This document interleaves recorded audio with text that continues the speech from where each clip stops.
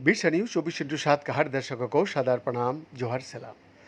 दर्शक, पश्चिम बंगाल की पूर्व मुख्यमंत्री और तृणमूल कांग्रेस की अध्यक्ष ममता बनर्जी अपनी राजनीतिक जीवन के सबसे कठिन दौर से गुजर रही है।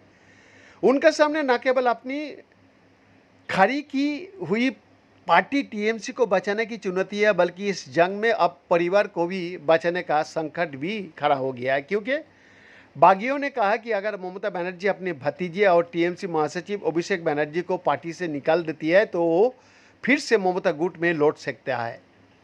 दरअसल तृणमूल कांग्रेस के वरिष्ठ नेता और उत्तर बंगाल विकास विभाग के पूर्व मंत्री रविंद्रनाथ घोष ने दावा किया है कि अगर ममता बनर्जी अपने भतीजे अभिषेक बनर्जी को सक्रिय राजनीति से अलग करने में सफल हो जाती है तो ऋतुव्रत बनर्जी के नेतृत्व वाली बागी गुट में शामिल अधिकांश असंतुष्ट नेता टीएमसी में लौट आएंगे। नेता प्रतिपक्ष ऋतुव्रत बनर्जी के नेतृत्व वाली तृणमूल कांग्रेस के बागी गुट में शामिल होने वाला रविंद्रनाथ घोष नवीनतम सदस्य है, जिन्होंने ममता बनर्जी की गुट से अपनी संबंध तोड़ लिया। इससे कुचबिहार में एक बड़ा राजनीतिक बदलाव आया है और मुश्किलें से घिरी पार्टी में मतभेद और गहरा हो गया। इस बीच एबीपी आनंदो ने अभिषेक बनर्जी को लेकर एक ओपिनियन पोल किया था।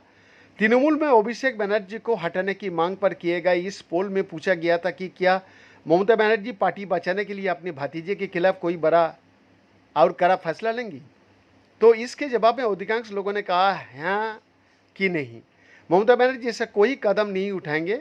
जवाब देने वाले में 78% लोगों ने कहा ममता दीदी नहीं भतीजे के खिलाफ कड़ा कदम उठा पाएंगे, जबकि 19% लोगों ने कहा हाँ पार्टी बचाने के लिए ममता ऐसा कर सकती है। सिर्फ 3% लोगों ने कहा कि उन्हें नहीं पता या वो कह नहीं सकते कि ममता आगे क्या कहेगी।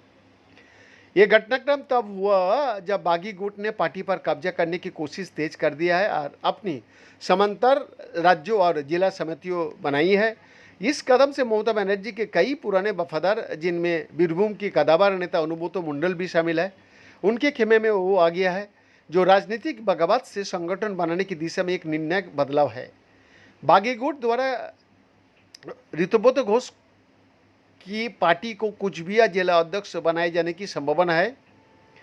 उन्होंने अभिषेक बनर्जी और राजनीतिक परामर्श कंपनी IPAC की कड़ी आलोचना की। उन्होंने कहा कि विधानसभा चुनाव में तृणमूल कांग्रेस को जो हार मिली वो काफ़ी हद तक इन्हीं का प्रभाव का नतीजा थी।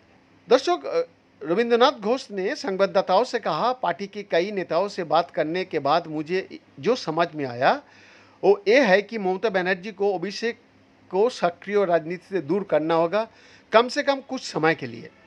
मेरा मानना है कि इससे नाराज नेता और कार्यकर्ता उनके पास वापस आ जाएंगे। उन्होंने ये भी कहा, इस बात से इनकार नहीं किया जा सकता है कि अभिषेक की मनमानी 80 से अधिक मौजूदा विधायकों और मंत्रियों की टिकट काट दिया गया तथा कई अन्य नेताओं को संगठनात्मक पदों से हटा दिया गया, इसका पार्टी पर गंभीर असर पड़ा। बीएन का एक्सक्लूसिव रिपोर्ट।